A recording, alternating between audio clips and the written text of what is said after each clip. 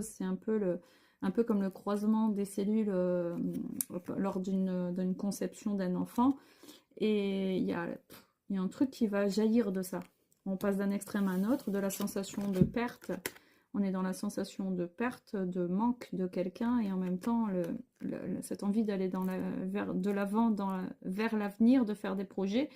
Donc il y a une sorte de chaos, là, de vide. D'ailleurs, on voit le trait là qui se continue, c'est marrant.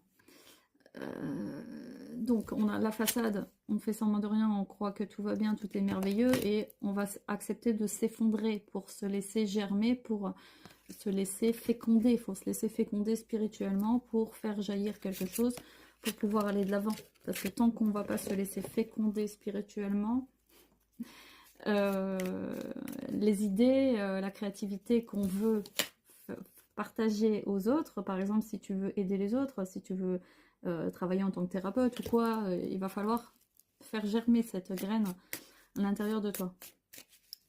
Voilà.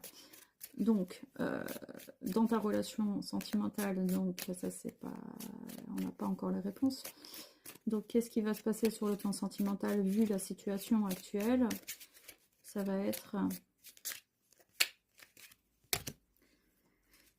voilà, de passer par une étape de guérison. On a le jugement. Il va falloir accepter.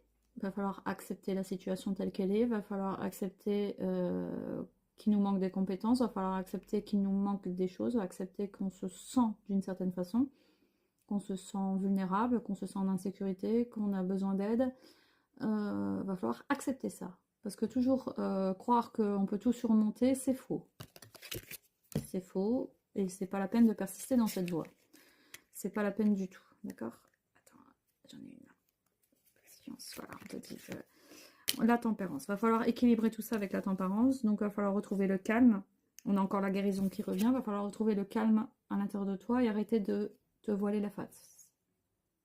Voiler la face, j'arrive pas à le dire. Arrêter de te voiler la face, arrêter de...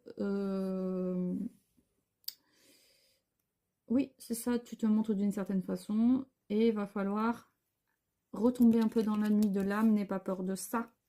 Parce que être thérapeute, être cartomancien, être tout ce que tu veux, c'est accepter de guérir avec ses clients, c'est accepter de les accompagner, de vivre les mêmes choses que eux en même temps. C'est ça, être thérapeute. C'est pas arrête de croire que quand tu seras mieux un jour et quand tu seras bien, tu pourras faire ci, tu pourras faire ça, c'est faux. N'attends pas d'être bien. Non, tu vas te casser la gueule à faire ça.